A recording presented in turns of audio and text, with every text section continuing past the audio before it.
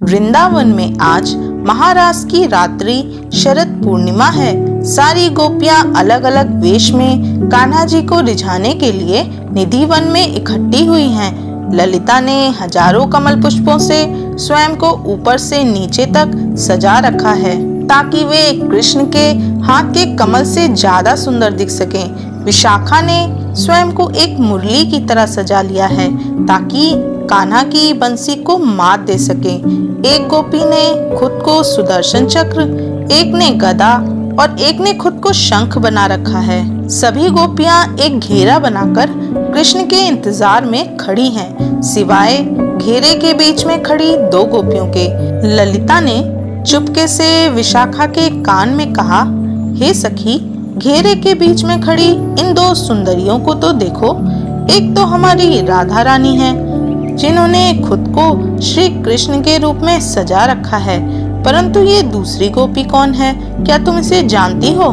नारी सखी, इसे तो ब्रज में पहली बार ही देखूं, पतो नहीं कौन है, लेकिन चाल ढाल में तो हमारी राधे को टक्कर देवे है, परंतु वाको घूंघट इतो लंबो है कि सूरत देखवे में ना आवे।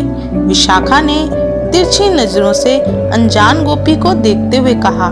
तभी अचानक मुरली मनोहर वहां प्रकट हो गए और सारी गोपियां उनके साथ पहले नृत्य करने की स्पर्धा में लग गईं, परंतु कान्हा जी ने ललिता, विशाखा समेत सारी गोपियों को अनदेखा कर दिया।